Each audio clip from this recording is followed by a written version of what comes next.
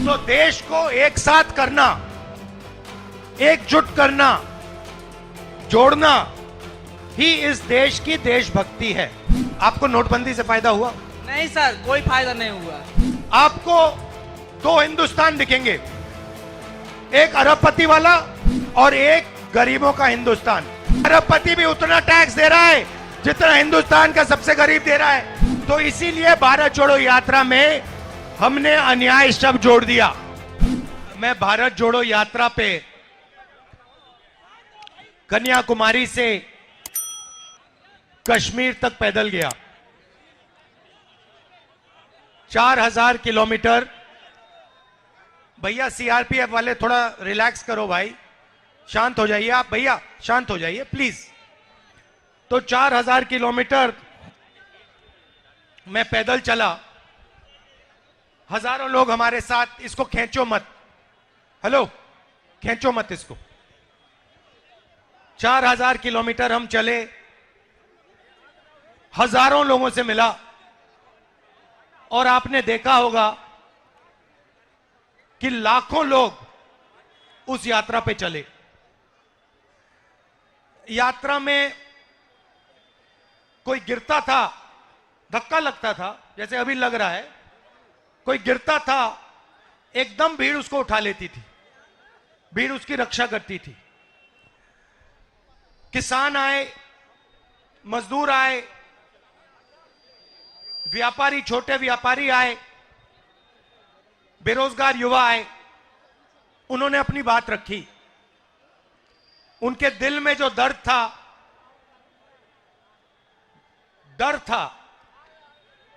उसके बारे में उन्होंने मुझसे अकेले मिलकर, क्योंकि होता क्या था, बड़ी सी भीड़ थी, भीड़ के बीच में मैं चल रहा था और मेरे चारों तरफ थोड़ी जगह होती थी, तो उसमें लोग आ जाते थे, जैसे आजकल हम यहां जीप में कर रहे हैं।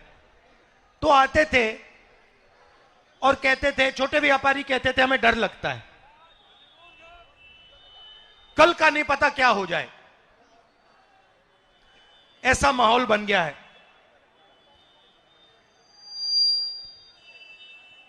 पूरी यात्रा में मैंने नफरत कहीं नहीं देखी। बीजेपी के लोग भी आते थे, आरएसएस के लोग आते थे, जैसे ही वो यात्रा में आ जाते थे वो प्यार से बोलते थे। तो ये देश मोहब्बत का देश है, ये देश नफरत का देश नहीं है। और ये देश जब भी मजबूत होता है, ये जब भी मजबूत होता है जब ये एक साथ मिलकर काम करता है। जैसे कोई भी परिवार में, आपका नाम क्या है? बलिया से प्रभात सिंह जी। अगर आपके परिवार में भाई भाई के बीच में लड़ाई हो जाती है तो परिवार मजबूत होता है, कमजोर होता है? बोलिए बोलिए। कमजोर होता है, कमजोर होता है। तो अगर देश में भाई भाई से लड़ जाए तो देश मजबूत होगा, कमजोर होगा? कमजोर होगा। तो सबसे बड़ी देशभक्ति क्या होती है? देश को एक साथ करना, एकजुट करना। तो देश को एक साथ करना, एकजुट करना, जोड़ना ही इस देश की देशभक्ति है। और सुनिए, देखिए, अजीब सी बात थी इस देश की, मैं आपको शक्ति बताना चाहता हूं। जैसे अभी मैं यहां आया, मंदिर में मैंने मत्था टेका, गंगा जी का प्रणाम करने आया हूं मैं। उसके सामने, गंगा जी के सामने, मैं यहां अहंकार से नहीं आया हूं, मैं सिर झुका के, सिर नीचे झुका के, ऐसे मैं गंगा जी के सामने आया हूं। वैसे ही जब मैं भारत जोड़ो यात्रा पे चल रहा था, मैं सिर झुका के, जो भी मेरे सामने आता था, मैंने अपनी टीम को कह दिया, आप इनसे पूछिए। भारत जोड़ो यात्रा से पहले इन्होंने मुझे पूछा, राहुल जी हमें करना क्या है? मैंने उनको कहा, देखो यात्रा में बहुत सारे लोग मुझे मिलने आएंगे, गरीब लोग आएंगे, अमीर लोग आएंगे, सब के सब लोग आएंगे, सब बोलेंगे। जो भी आएगा उसे ऐसा लगना चाहिए कि मैं अपने घर आया हूं, अपने भाई से मिलने आया हूं, और प्यार से उसको अंदर उसकी मुलाकात होनी चाहिए और प्यार से वो बाहर जाए। तो जब हम ये कर रहे थे, सुनिए भाई शांत हो जाए, जब हम ये कर रहे थे, अरे भाई आ रहा हूं, नाम क्या है तुम्हारा? हाँ, राहुल है नाम, तुम्हारा नाम राहुल है? आ जाओ ऊपर, आ जाओ, आ जाओ, आ जाओ ऊपर, आ जाओ राहुल। तो जब हम चल रहे थे हमें कोई थकान ही नहीं हुई। सुबह 6 बजे शुरू, शाम के 7 बजे खत्म होती थी, 12 घंटे चलते थे, कोई थकान नहीं। क्यों? क्योंकि देश की शक्ति हमारे साथ उस यात्रा में थी। क्या नाम है तुम्हारा? नाम क्या है तुम्हारा? यहां बैठ जाओ, आ जाओ ऊपर, आ जाओ। अरे आ जाओ भाई, बैग तो छीनेंगे वो, उनको भी अपना काम करना है। यहां बैठ जाओ। अब देखो ये, अब एक राहुल दूसरे राहुल से बात करेगा। अब देखो देश में जो नफरत फैल रही है उसका मैं आपको कारण दिखाता हूं। राहुल, आप कितने समय से रोजगार ढूंढ रहे हो? सर हम 2018 में इंटर का एग्जाम दिए हैं, मगध यूनिवर्सिटी में 5 साल में 3 साल का ग्रेजुएशन 5 साल में करवाया, अभी तक भटक रहा हूं। और यूपी पुलिस का एग्जाम देने आया हूं। यूपी में 65 लाख यहाँ का फॉर्म गया है, सीट है मात्र 60,000। एएलपी में वैकेंसी आया मात्र 5600, सीट खाली है अभी वैकेंट में 80,000। सारे बेरोजगार छीन रहे हैं हम लोग को, हम लोग छात्र पढ़ रहे हैं 20 साल से, क्या करेंगे आगे? अच्छा एक बात बताओ, तुमने कॉलेज गए, यूनिवर्सिटी गए? यस सर, ग्रेजुएशन है, अभी पीजी कर रहा हूँ मगध यूनिवर्सिटी से। अच्छा, आपने इसमें कितना पैसा डाला है? क्या सर? मगध यूनिवर्सिटी कितना खर्चा किया पढ़ने में, पढ़ाई में? शुरुआत से लेकर आज तक कितना पैसा दिया आपने? पटना में पापा ने, आपके पापा ने? शुरुआत से तो काउंट ही नहीं कर सकते हैं सर, 5 साल से तो पटना में रह रहे हैं। मगर कितना? 5,000 लगता है वहां सिर्फ रहने खाने में, कोचिंग छोड़कर। तो कितने रुपए लगा दिए आपने इसमें? बहुत क्या, 5 से 10 लाख रुपए ऐसे एक भाई है, हम तो ऐसे ऐसे हमारे जैसे कितने लोग हैं, एक अगर हम एक ही भाई थोड़ी है ना सर, घर में बहुत सारे लोग पढ़ने वाले रहते हैं। तो आपने 2-3 लाख रुपए तो लगा दिए होंगे इसमें? उससे ज्यादा, उससे 5 गुना ज्यादा, 10 लाख रुपए लगा दिए होंगे? हम आराम से, अभी बचपन से आराम से हो गया। तो आपने 10 लाख रुपए रोजगार पाने के लिए लगाए थे? Yes sir. और अब आपको पता लगा कि 10 लाख रुपए प्राइवेट कॉलेजेस ने, यूनिवर्सिटी ने आपकी जेब से निकाल लिए और रोजगार नहीं मिल रहा है?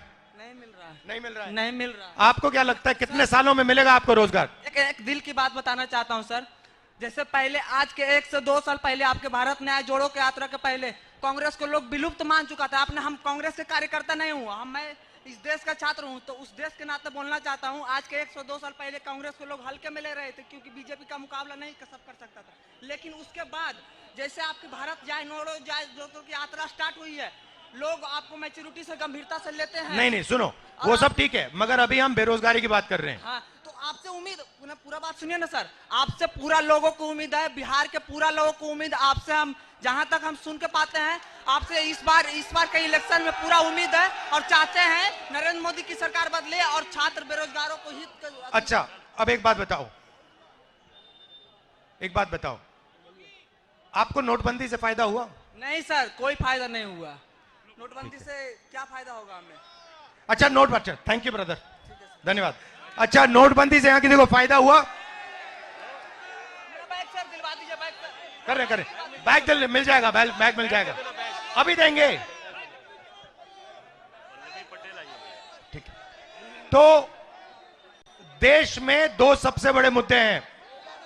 कौन से मुद्दे हैं?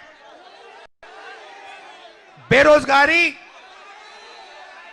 और दूसरा बेरोजगारी, और अब जहां भी देखो